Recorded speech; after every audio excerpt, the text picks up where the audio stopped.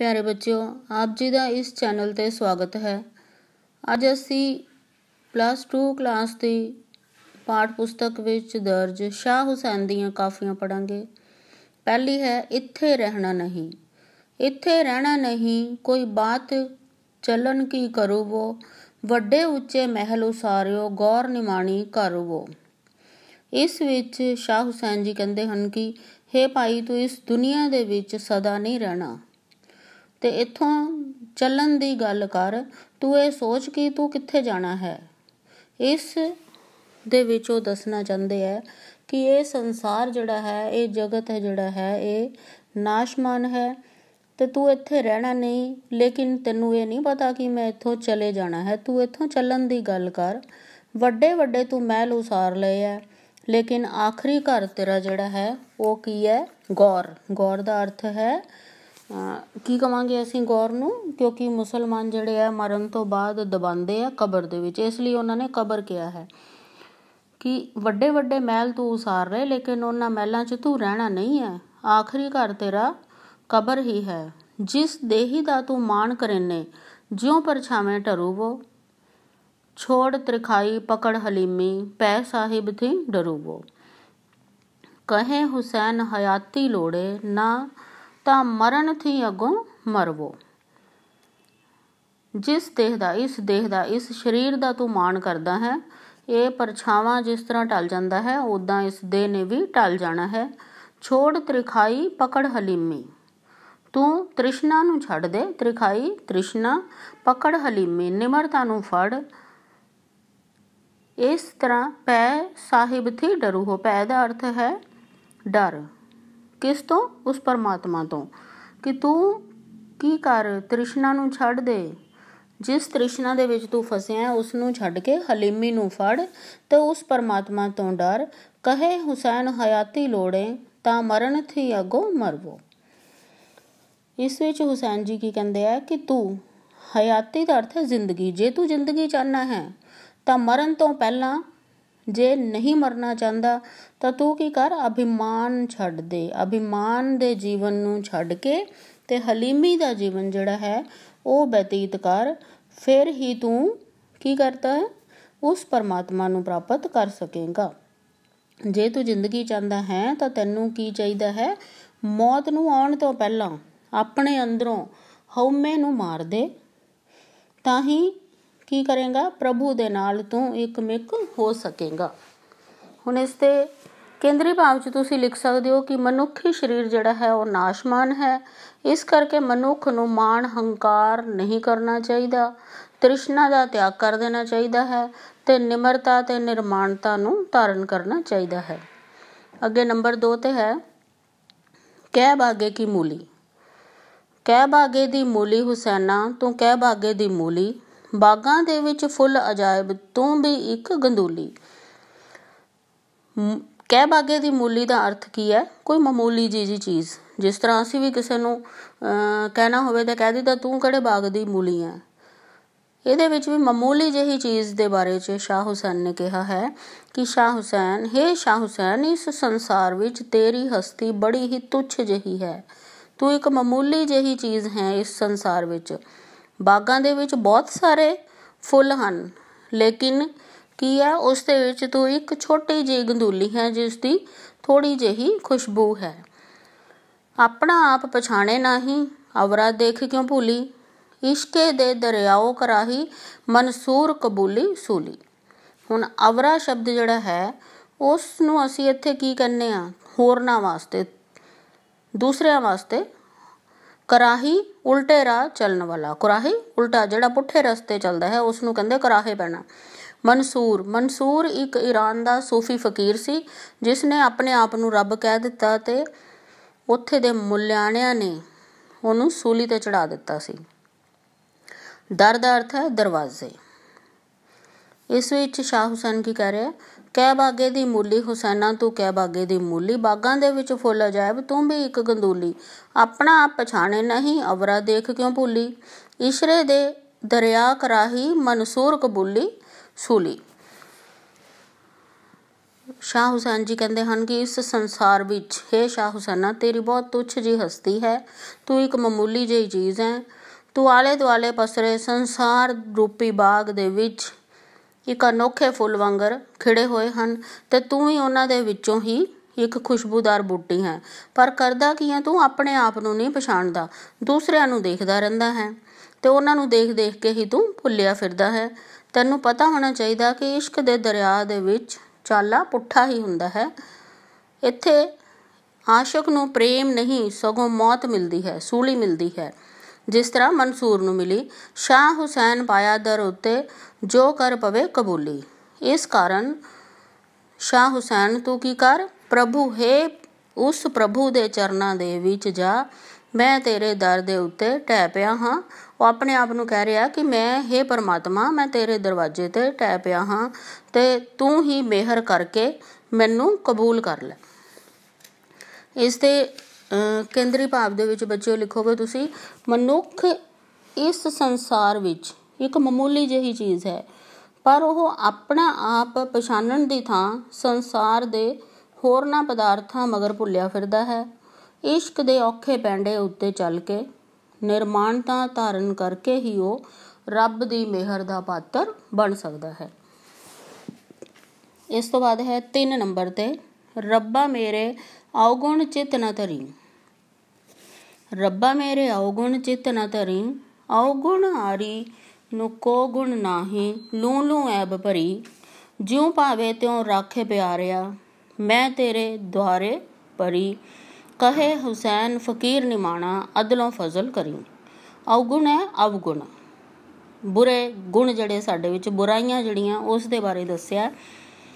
ਐਬ ਜਿਹੜੇ ਆ ਉਹ ਪਾਪ, ਪਰੀ ਦਾ ਅਰਥ ਹੈ ਪਈ ਆ, ਅਦਲੋਂ ਫਜ਼ਲ ਕਰੀ ਮੇਰੇ ਵਿੱਚ ਬਹੁਤ ਕਮਜ਼ੋਰੀਆਂ ਤੇ ਨੁਕਸ ਹਨ, ਤੂੰ ਮੇਰੇ ਤੇ ਮਿਹਰ ਕਰੀ।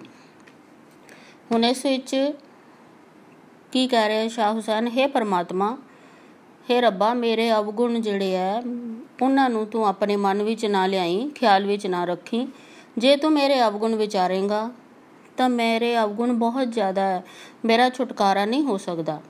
ਮੈਂ ਬਹੁਤ ਔਗੁਣ ਆ ਰਹੀ ਹਾਂ ਤੇ ਮੇਰੇ ਵਿੱਚ ਇੱਕ ਵੀ ਗੁਣ ਨਹੀਂ ਹੈ। ਲੂ ਲੂ ਐਬ ਭਰੀ, ਮੇਰੇ ਲੂ ਲੂ ਦੇ ਵਿੱਚ ਐਬ ਤੇ ਪਾਪ ਭਰੇ ਹੋਏ ਹਨ। ਜਿਉਂ ਭਾਵੇਂ ਤਿਉਂ ਰਾਖੇ ਪਿਆਰਿਆ, ਮੈਂ ਤੇਰੇ ਦੁਆਰ ਪੜੀ। ਹੇ ਪਰਮਾਤਮਾ, ਹੇ ਪਿਆਰਿਆ, ਮੈਂ ਤੇਰੇ ਦੁਆਰੇ ਤੇ ਪਈ ਹਾਂ, ਜਿਸ ਤਰ੍ਹਾਂ ਤੂੰ ਰੱਖਣਾ ਚਾਹਵੇਂ ਮੈਨੂੰ ਰੱਖ ਲੈ। ਕਹੇ ਹੁਸੈਨ ਫਕੀਰ ਨਿਮਾਣਾ, ਅਦਲੋਂ ਫਜ਼ਲ ਕਰੀ। ਹੁਣ ਇਸ ਵਿੱਚ ਕੀ ਕਹਿ ਰਿਹਾ ਕਿ ਨਿਮਾਣਾ ਜਿਹਾ ਫਕੀਰ ਹਾਂ ਮੈਂ ਤੇਰੇ ਦੁਆਰੇ ਤੋਂ ਇਹੋ ਹੀ ਮੰਗਦਾ ਹਾਂ ਕਿ ਮੇਰੇ ਅਵਗੁਣ ਤੇ ਮੇਰੀਆਂ ਕਮਜ਼ੋਰੀਆਂ ਨੂੰ ਛੱਡ ਕੇ ਮੇਰੇ ਨਾਲ ਨਿਆਂ ਕਰਨ ਦਾ ਯਤਨ ਕਰੀ। ਸਗੋਂ ਕੀ ਕਰੀ, ਮੈਨੂੰ ਆਪਣੀ ਮਿਹਰ ਦੇ ਕੇ ਇਸ ਸੰਸਾਰ ਤੋਂ ਪਾਰ ਲਗਾ ਦੇਵੀਂ। ਕਿ ਜੇ ਮੇਰੇ ਅਵਗੁਣਾਂ ਨੂੰ, ਮੇਰੀਆਂ ਕਮਜ਼ੋਰੀਆਂ ਨੂੰ ਤੂੰ ਦੇਖੇਂਗਾ ਤਾਂ ਫਿਰ ਮੈਨੂੰ ਕੁਝ ਵੀ ਪ੍ਰਾਪਤ ਨਹੀਂ ਹੋਣਾ। ਇਸ ਲਈ ਮੇਰੀਆਂ ਅਵਗੁਣਾਂ ਨੂੰ ਛੱਡ ਕੇ ਮੇਰੇ ਉੱਤੇ ਮਿਹਰ ਕਰ ਤੇ ਮੈਨੂੰ ਪਾਰ ਲਗਾ। ਇਸ ਦੇ ਕੇਂਦਰੀ ਭਾਵ 'ਚ ਬੱਚੇ ਤੁਸੀਂ ਲਿਖ ਸਕਦੇ ਹੋ, ਮਨੁੱਖ ਜਿਹੜਾ ਹੈ ਔਗਣਹਾਰ ਹੈ, ਉਸ ਨੂੰ ਰੱਬ ਕੋਲੋਂ ਆਪਣੇ ਕੀਤੇ ਕਰਮਾਂ ਅਨੁਸਾਰ ਇਨਸਾਫ ਦੀ ਮੰਗ ਨਹੀਂ ਸਗੋਂ ਉਸ ਦੀ ਮਿਹਰ ਦੀ ਮੰਗ ਕਰਨੀ ਚਾਹੀਦੀ ਹੈ, ਕਿਉਂਕਿ ਕੇਵਲ ਉਸ ਦੀ ਮਿਹਰ ਨਾਲ ਹੀ ਮਨੁੱਖ ਦਾ ਪਾਰ ਉਤਾਰਾ ਹੋ ਸਕਦਾ ਹੈ। ਮੁਸ਼ਕਿਲ ਘਾਟ ਫਕੀਰੀ ਦਾ, ਅਗਲੀ ਕਾਫੀ ਦਾ ਹੈ ਹੈਡਿੰਗ, ਮੁਸ਼ਕਿਲ ਘਾਟ ਫਕੀਰੀ ਦਾ ਵੋ, ਮੁਸ਼ਕਿਲ ਘਾਟ ਫਕੀਰੀ ਦਾ, ਪਾਏ ਕੁਠਾਲੀ ਦੁਰਮਤ ਗਾਲੀ, ਕਰਮ ਜਗਾਏ ਸ਼ਰੀਰੀ ਦਾ ਵੋ। ਫਕੀਰੀ ਦਾ ਅਰਥ ਅਸੀਂ ਕੀ ਕਵਾਂਗੇ ਕਿ ਫਕੀਰ ਜਿਹੜੇ ਆ ਉਹ ਕਿਹੜੇ ਰਸਤੇ ਚੱਲਦੇ ਆ। ਘਾਟ ਦਾ ਮਤਲਬ ਰਸਤੇ, ਫਕੀਰ ਜਿਹੜੇ ਰਸਤੇ ਤੇ ਚੱਲਦੇ ਆ ਉਹ ਰਸਤਾ ਬਹੁਤ ਹੀ ਔਖਾ ਹੈ। ਪਾਏ ਕੁਠਾਲੀ, ਕੁਠਾਲੀ ਮਿੱਟੀ ਦਾ ਇੱਕ ਬਰਤਨ ਹੈ ਜਿਸ ਵਿੱਚ ਸੁਨਿਆਰੇ ਸੋਨਾ ਜਾਂ ਚਾਂਦੀ ਢਾਲਦੇ ਹਨ। ਦੁਰਮਤੀ ਨਾਦਾਨੀ, ਮੂਰਖਤਾ। ਕਰਮ ਦਾ ਅਰਥ ਹੈ ਭਾਗ ਤੇ ਸ਼ਰੀਰੀ ਦਾ ਅਰਥ ਹੈ ਦੇਹ। ਹੁਣ ਇਸ ਵਿੱਚ ਸ਼ਾਹ ਹੁਸੈਨ ਕਹਿ ਰਿਹਾ ਹੈ ਕਿ ਫਕੀਰੀ ਦਾ ਘਾਟ ਜਿਹੜਾ ਬਹੁਤ ਮੁਸ਼ਕਿਲ ਹੈ, ਰਸਤਾ ਜਿਹੜਾ ਫਕੀਰਾਂ ਦਾ ਹੈ ਉਹ ਬਹੁਤ ਮੁਸ਼ਕਿਲ ਹੈ, ਬੜਾ ਔਖਾ ਹੈ, ਉਸ 'ਤੇ ਤਰਨਾ ਕੋਈ ਸੌਖਾ ਨਹੀਂ ਹੈ। ਤੈਨੂੰ ਚਾਹੀਦਾ ਹੈ ਕਿ ਤੂੰ ਆਪਣੀ ਨਾਦਾਨੀ ਨੂੰ ਮੁਰਸ਼ਦ ਦੀ ਸਿੱਖਿਆ ਦੀ ਕੁਠਾਲੀ ਵਿੱਚ ਪਾ ਕੇ ਗਾਲ ਦੇ ਅਤੇ ਜਿਸ ਤਰ੍ਹਾਂ ਸੂਝਵਾਨ ਹੋ ਕੇ ਆਪਣੀ ਆਤਮਾ ਦੇ ਭਾਗ ਜਿਹੜੇ ਹੈ ਉਹ ਤੂੰ ਜਗਾ ਲੈ, ਤਾਂ ਹੀ ਤੂੰ ਉਸ ਪਰਮਾਤਮਾ ਨੂੰ ਪ੍ਰਾਪਤ ਕਰ ਸਕੇਗਾ। ਛੋੜ ਤਕਬਰੀ ਪਕੜ ਹਲੀਮੀ, ਰਾਹੀ ਪਕੜੋ ਸ਼ੀਰੀ ਦਾ, ਉਹ ਕਹੇ ਹੁਸੈਨ ਫਕੀਰ ਨਿਮਾਣਾ, ਦਫ਼ਤਰ ਪਾੜੋ ਮੀਰੀ ਦਾ। ਹੁਣ ਇਸ ਦੇ ਵਿੱਚ ਤਕਬਰੀ ਜਿਹੜੀ ਹੈ, ਤਕਬਰੀ ਦਾ ਅਰਥ ਹੈ ਹੰਕਾਰ, ਹਲੀਮੀ ਦਾ ਅਰਥ ਹੈ ਨਿਮਰਤਾ, ਸ਼ੀਰੀ ਦਾ ਅਰਥ ਹੈ ਮਿਠਾਸ, ਤੇ ਦਫ਼ਤਰ ਪਾੜੋ ਮੀਰੀ ਦਾ, ਦਫ਼ਤਰ ਕੀ ਹੁੰਦਾ? ਫਾਈਲਾਂ, ਜਿੱਥੇ ਫਾਈਲਾਂ ਦੇ ਬੰਡਲ ਪਏ ਹੁੰਦੇ, ਪਾੜੋ ਪਾੜ ਦੇਣਾ, ਮੀਰੀ ਦਾ ਵਡੱਪਣ ਦਾ। ਹੁਣ ਇਸ ਵਿੱਚ ਸ਼ਾਹ ਹੁਸੈਨ ਕੀ ਕਹਿ ਰਿਹਾ ਕਿ ਤੂੰ ਇਸ ਸੰਸਾਰ ਦੇ ਵਿੱਚ ਹੰਕਾਰ ਨੂੰ ਛੱਡ ਦੇ, ਨਿਮਰਤਾ ਨੂੰ ਧਾਰਨ ਕਰ ਤੇ ਮਿੱਠਾ ਬੋਲਣ ਦੀ ਰਾਹ ਦੇ ਉੱਤੇ ਤੁਰ। ਰੱਬ ਦਾ ਨਿਮਾਣਾ ਫਕੀਰ ਸ਼ਾਹ ਹੁਸੈਨ ਕਹਿੰਦਾ ਹੈ ਕਿ ਹੇ ਭਾਈ, ਜੇ ਤੂੰ ਫਕੀਰੀ ਦੇ ਰਾਹ ਉੱਤੇ ਤੁਰਨਾ ਚਾਹੁੰਦਾ ਹੈ ਤਾਂ ਤੈਨੂੰ ਆਪਣੇ ਵਡੱਪਣ ਦੀਆਂ ਮਿਸਲਾਂ ਜਾਂ ਬੁਗਚਾਂ ਪਾੜ ਦੇਣੀਆਂ ਚਾਹੀਦੀਆਂ ਹਨ। ਅਰਥਾਤ ਵਡੱਪਣ ਤੇ ਹੰਕਾਰ ਦਾ ਤਿਆਗ ਕਰਕੇ ਹੀ ਤੂੰ ਉਸ ਪਰਮਾਤਮਾ ਤੱਕ ਪਹੁੰਚ ਸਕਦਾ ਹਾਂ। ਇਸ ਦਾ ਕੇਂਦਰੀ ਭਾਵ ਹੈ ਪਰਮਾਤਮਾ ਨੂੰ ਮਿਲਣ ਲਈ ਤੇ ਫਕੀਰੀ ਦੇ ਔਖੇ ਰਸਤੇ ਉੱਤੇ ਤੁਰਨ ਲਈ ਮਨੁੱਖ ਨੂੰ ਗੁਰੂ ਦੀ ਸਿੱਖਿਆ ਨਾਲ ਦੁਰਮਤ ਤੇ ਹੰਕਾਰ ਨੂੰ ਖਤਮ ਕਰਕੇ ਨਿਮਰਤਾ ਤੇ ਜ਼ਬਾਨ ਦੀ ਮਿਠਾਸ ਨੂੰ ਧਾਰਨ ਕਰਨਾ ਚਾਹੀਦਾ ਹੈ, ਤਾਂ ਹੀ ਉਹ ਪ੍ਰਾਪਤ ਕਰ ਸਕਦਾ ਹੈ ਕਿਸ ਨੂੰ? ਪਰਮਾਤਮਾ ਨੂੰ।